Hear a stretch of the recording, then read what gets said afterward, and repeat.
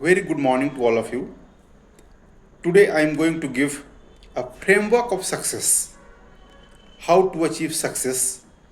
What are the key factors which will help you to achieve success?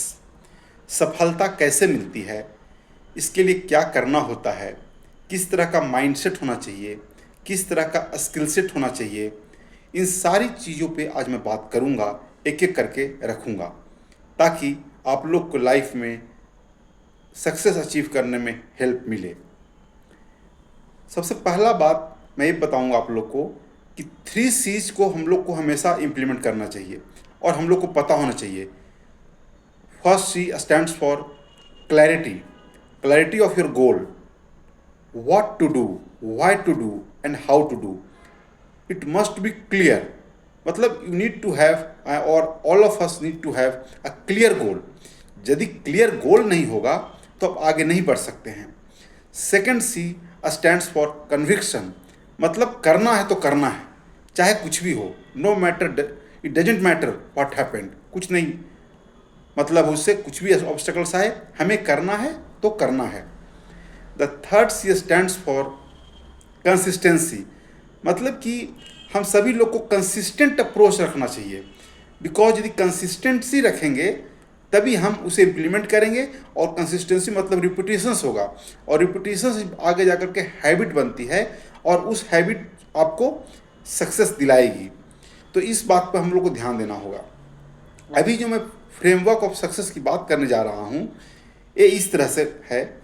सबसे पहला तो आपको वाई क्लियर होना चाहिए कि आप क्या करना चाहते हैं लाइफ में सक्सेस, और उसके अनुसार आप एक ब्लूप्रिंट बनाएंगे कि ब्लूप्रिंट में क्या रखना है, क्या छोड़ना है, किस बात को प्रायोरिटी देनी चाहिए, किस काम को प्रायोरिटी देनी चाहिए, किस तरह के डिस्ट्रैक्शन को हमें हटानी चाहिए जो हमें लाइफ में हमेशा डिस्ट्रैक्ट करते हैं, डिस्टर्ब करते हैं। बिकॉज डिस्ट्रैक्शन रहेगा तो फोकस नहीं रहेगा, दो में से कोई एक ही चीज़ रहेगा आपके पास। तो इन दो में से आपको यू नीड टू चूज़ और you need to focus on what you can control. आपको फोकस उसी पे करना है जिस पे आप कंट्रोल कर सकें। तो इन सब बातों को ध्यान रखना होगा। अभी हम लोग बात करते हैं, जैसे हम लोग कहते हैं कि रूरल एरियाज़ या गांव, लेकिन अभी पूरा विश्व एक गांव बन गया है। We live in a global village. तो अभी अपॉर्चुनिटी हम लोग को पूरा ग्लोबल लेवल पर है। अब इसे कहाँ पे देखना है, कौन सा प्रोडक्ट कहाँ पे सर्च करना है, किसे कहाँ पे सप्लाई करना है, कहाँ पे क्या रिक्वायरमेंट है, कहाँ पे क्या डिमांड है, इन सारी बातों को आपको ध्यान में रखना होगा।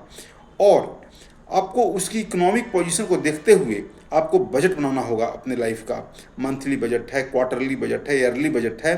क्योंकि बहुत लोग क्या होते हैं, पैसे अर्न करते हैं, बट देखिए पैसा अर्न, यदि कोई कहता है कि हमको अमीर बनना है, तो अमीर पैसा कमाने से नहीं बनता है, कोई पैसा बचाने से बनता है, पैसा को सेव करके इन्वेस्ट करने से बनता है।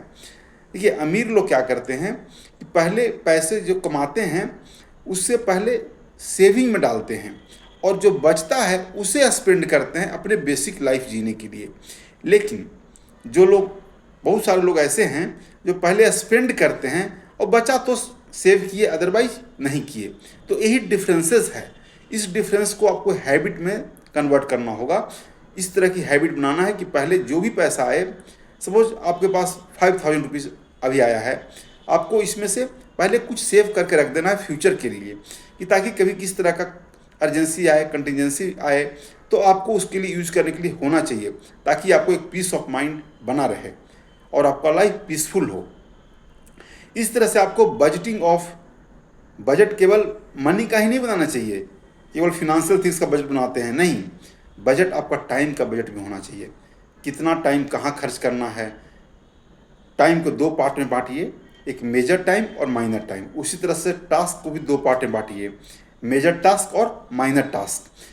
मेजर टास्क को मेजर टाइम में कीजिए, जिस समय आपका स्टेट ऑफ माइंड बहुत ही इफ़ेक्टिव रहता हो, बहुत ही इंटेलिजेंट रहता हो। उस वक्त आप जो कोर टास्क है उसे मेजर टाइम में करें, मेजर टास्क को मेजर टाइम में करें, और माइनर टास्क को माइनर टाइम में करें। तो we need to divide this kinds of things on the basis of priority wise. तो इस तरह से हम आगे कर सकते हैं। अभी